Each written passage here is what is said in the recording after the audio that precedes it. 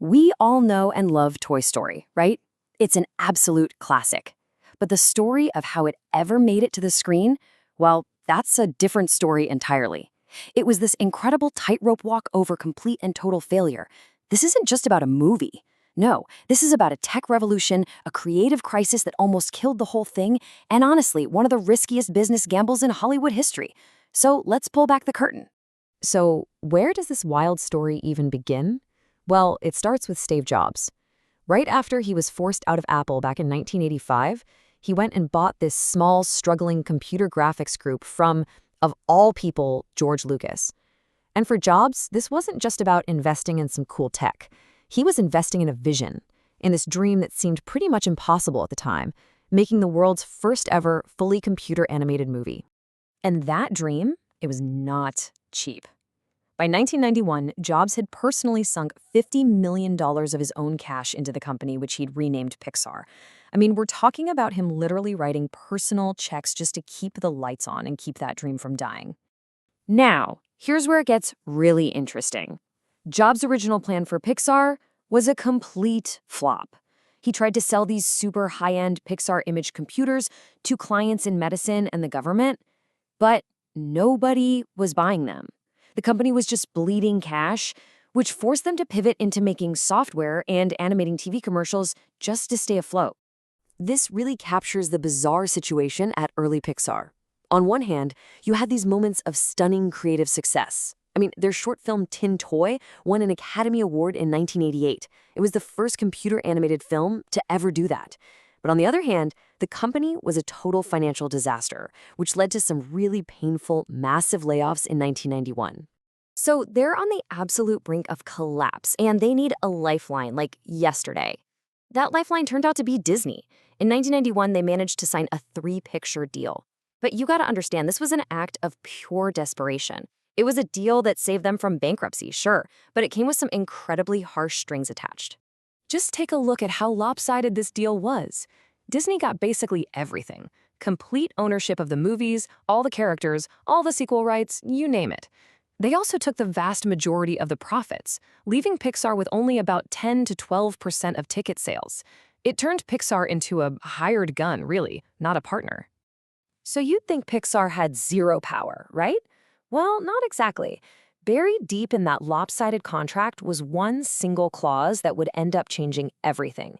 Pixar kept final creative approval over the story and characters. This tiny point of leverage would become their most powerful weapon. With the deal signed, the biggest threat to Toy Story wasn't the technology, it was the story itself. Disney execs, led by the very powerful Jeffrey Katzenberg at the time, kept pushing for a more cynical, edgier film.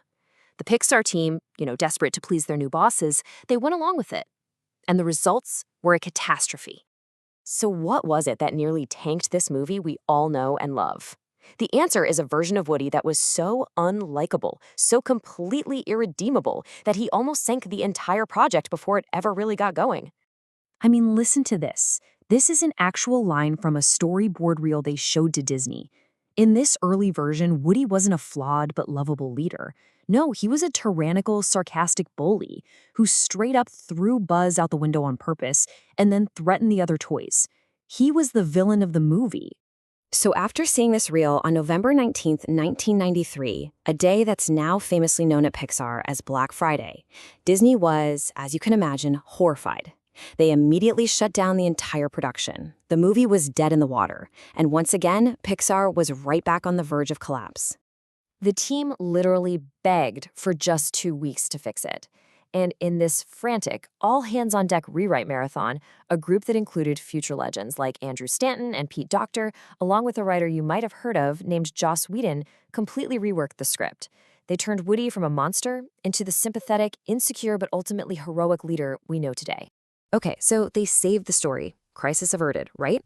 Not even close. Now Pixar was fighting a war on 2 fronts. They had to somehow finish this technologically unprecedented movie, while at the same time plan a financial coup to break free from Disney's control once and for all.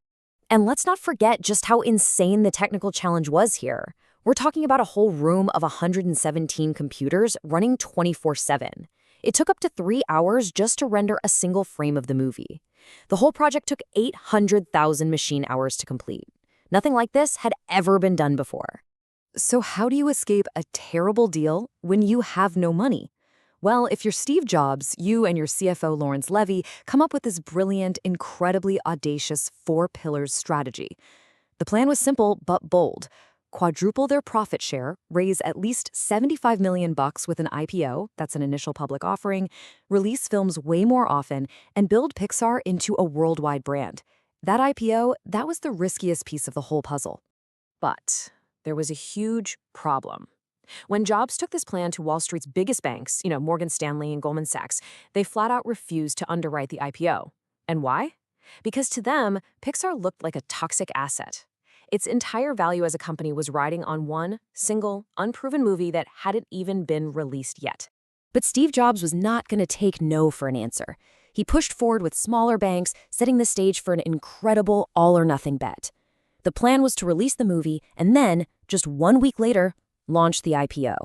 It was a gamble that would either fail spectacularly or completely change the rules in Hollywood. On November 22, 1995, Toy Story opened, and it was a monster hit. It made $29 million in its first weekend. The movie wasn't just good, it was a cultural phenomenon. The first part of the gamble had paid off big time. And then came the knockout punch. Just 6 days after the movie's premiere, Pixar went public. It became the single biggest IPO of 1995, giving the company a market valuation of $1.5 billion. Steve Jobs, the guy who'd poured $50 million into a failing company, was suddenly a billionaire. The result was a massive power shift. Armed with a blockbuster movie and a billion-dollar bank account, Jobs went right back to Disney. He didn't just ask for a better deal this time, he demanded it. He forced them into a true 50-50 partnership, quadrupling Pixar's share of the profits and getting equal branding on every project moving forward. I mean, this timeline just shows the incredible journey. They went from being a desperate vendor in 1991 to a smash success in 95, to a renegotiated powerhouse in 97, and eventually they became so dominant that Disney had to buy them in 2006 for $7.4 billion. Pretty much to ensure its own animation department could survive. Which really leaves us with this one last thought.